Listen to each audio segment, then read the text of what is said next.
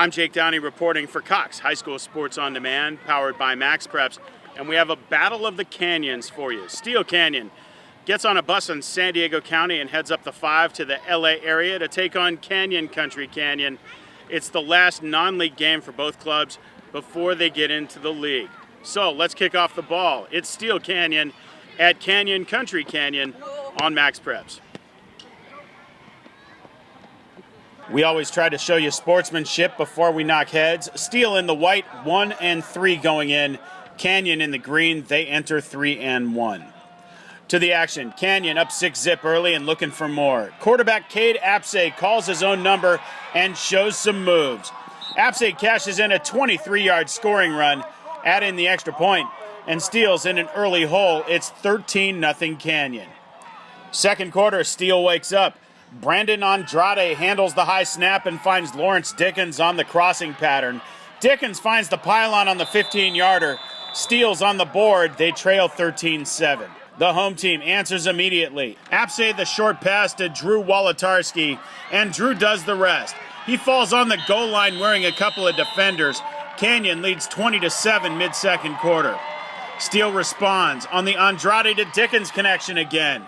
Lawrence on the slant over the middle grabs it in stride, and he's a laser to the end zone. This one covers 65 yards and cuts the home team advantage to 20-14.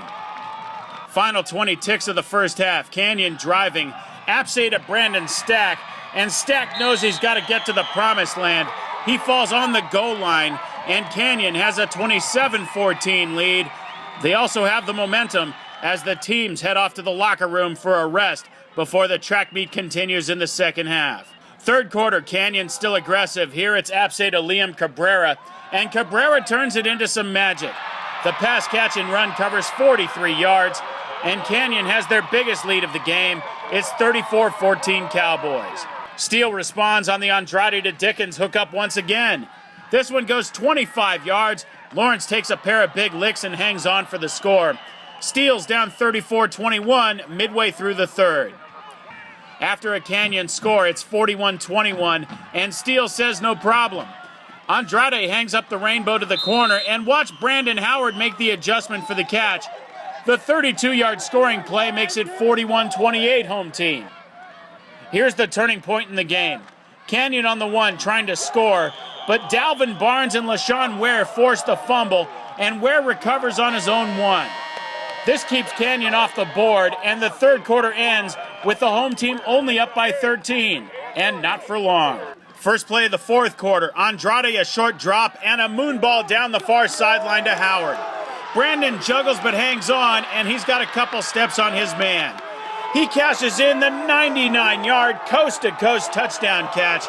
Needless to say, it ties the record for the longest in section, state, and national history. Steele Canyon turns things around. They only trail 41-35, one play into the final quarter. Their fans who made the treacherous drive north on Carmageddon weekend can sense things are changing. Same score, 6 minutes left. Steele facing 3rd and 33 at the Canyon 43. Andrade the gunslinger trusting his right arm, old reliable, to put the pigskin in the right place. Sometimes you need a little luck to go with the skill. The jump ball near the 5 caroms to Howard, and Brandon gets his touchdown on again. This one covers 43 yards. Steele Canyon claws all the way back to lead 42-41. Let's watch it again. Wolotarski goes up for the pick for Canyon, but he's grazed on his leap. It looks like the ball bangs off his helmet and right to Howard. He says thank you very much for the go-ahead score, but this game is far from over. Same score, 2:05 left. Steele Canyon driving again. This time Andrade looks for a new target. Tailback Ricky Francis with a defender on his back reaches for the rock and makes a great grab. Referee says touchdown. Improbably, Steele Canyon has an 8-point lead with 1:58 to go. But the home team did not go away. Under a minute left, Canyon knocking on the door. Here, Apsay zips it to Cabrera, and Liam once again shows a nose for the goal line. The 14-yarder makes it 49-47 visitors and sets up the 2-point conversion as the play of the game to this point. And on the PAT, it's not a replay. Apsay threads it perfectly to Cabrera, and Liam is already in the end zone. Canyon ties it up at 49 apiece. with 45 seconds to go.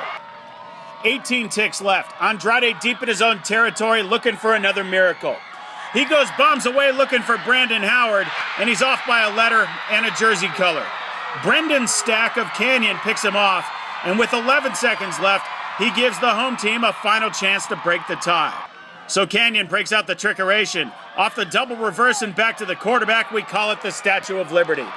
Apsay bombs away, and it's a jump ball that comes down in the hands of Steele defender Jordan Johnson. So with 2 seconds left, Steele has a last chance. Andrade rolls out and finds some space to throw. He unleashes another moonshot that turns into a jump ball at the other end. Wolotarski picks it off for Canyon, and with no time left on the clock, he has to score or it's all for naught. Drew is finally knocked off his pins, and mercifully there's zeros on the clock, and each team has 49 points. The coaches meet at midfield. Canyon's Rich Gutierrez in white said he wanted to keep playing. Steele's Scott Longerbone in blue said he's happy with the tie and said no thanks to overtime. So it finishes a 49-49 tie. No one is fully satisfied. Players and coaches shake hands after an absolutely fantastic and wildly entertaining high school football game. I think this is the greatest team. We started out kind of slow. We're starting out kind of slow this season, but I think, I trust these guys 110%. And, I know they always have my back, and I always have their back, and this is the best team I could ever ask for. After the game, Steele Canyon stayed in a local hotel and spent Saturday at Six Flags Magic Mountain, nursing their wounds and pondering how this wild game that wasn't a win or a loss might have gone a bit different. In Canyon Country, I'm Jake Downey reporting for Cox High School Sports On Demand, powered by Max Preps.